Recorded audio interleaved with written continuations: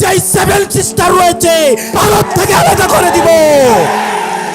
এই বাংলাদেশকে ভারত একটা ফিলিস্তিন বানাইতে চায়।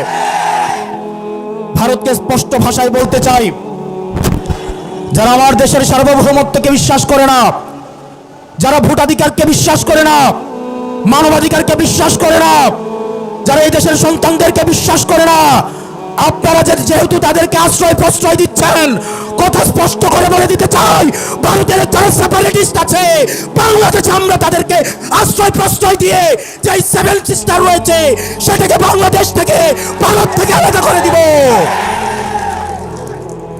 এই হাসিনার পৃষ্ঠপোষক স্পষ্ট ভাষায় দিনের আলোর মতো স্পষ্ট স্বচ্ছ, তাদেরকে ভারত অর্থ দিয়ে, তাদেরকে অস্ত্র দিয়ে, ট্রেনিং দিয়ে বাংলাদেশের বিরুদ্ধে তাদেরকে দাঁড় করিয়ে দিচ্ছে।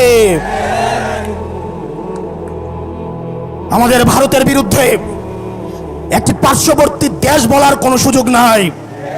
আপনার জমানে স্পষ্ট করতে হবে, এই বাংলাদেশকে ভারত একটা ফিলিস্তিন বানাইতে চায়। আমাদেরকে সবাইকে ঐক্যবদ্ধ হতে হবে। ক্ষমতার জন্য, গদির জন্য, মন্ত্রণালয়ের জন্য যারা দিল্লিকে কিবলা দিচ্ছে, এই বাংলাদেশের স্বাধীনতা তারা তৃতীয়বারের মতো বিক্রি করে দেওয়ার প্রস্তুতি নিচ্ছে।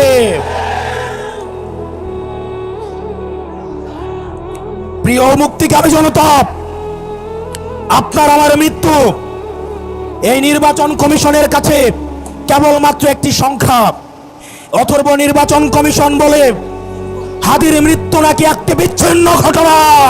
এই স্পাইনলেস মেরুদণ্ডবিহীন ইলেকশন কমিশনার, আমরা এমন একটি বিচ্ছিন্ন ঘটনা তোমার সাথে যেন ঘটে সেটির অপেক্ষায় থাকলাম। ইলেকশন কমিশনার কাদের প্রেসক্রিপশনে নিয়োজিত, কারা তাকে নিয়োগ করেছে? এরকম ইলেকশন কমিশন আজকে যদি চলে যায়, যে লাইন ধর্মী ইলেকশন কমিশন হওয়ার জন্য শাহবাগ থেকে শহীদ মিনার পর্যন্ত যোগ্য ইলেকশন কমিশনের খোঁজে পাওয়া যাবে, কিন্তু আমার ভাই হাদি যে অনন্তকালের উদ্দেশ্যে যাত্রা করেছে, আমার ভাই হাদিকে আর খুঁজে পাওয়া যাবে না।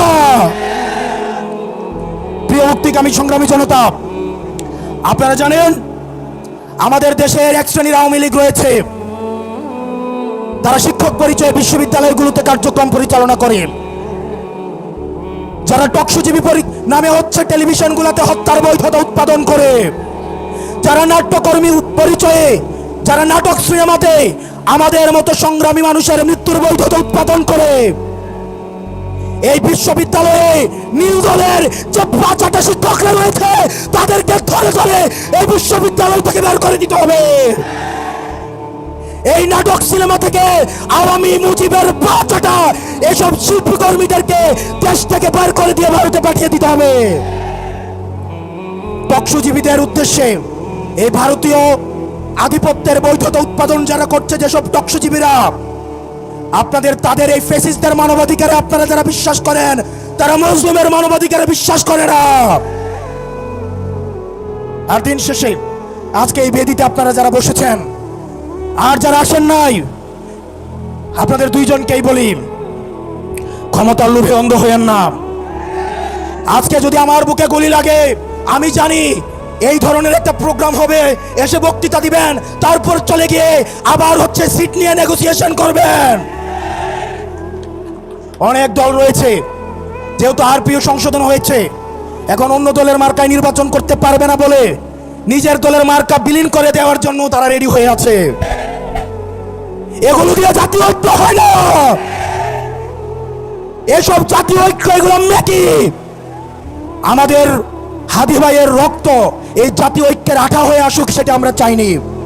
আপনারা যদি দেশের প্রশ্নে, সার্বভৌমত্বের প্রশ্নে, বাংলাদেশের প্রশ্নে দলীয় স্বার্থের ঊর্ধ্বে উঠে আমরা 1 আগস্ট, আমরা 3 আগস্ট 2024 সালে এই শহীদ মিনারের বেদিতে দাঁড়িয়ে যেভাবে আমরা ফ্যাসিবাদের বিলোপ এবং নতুন রাষ্ট্র ব্যবস্থা বিনির্মাণের যে এক দফা দাবি দিয়েছিলাম, আমাদের সেদিনের মতো আবার ঐক্যবদ্ধ হতে হবে।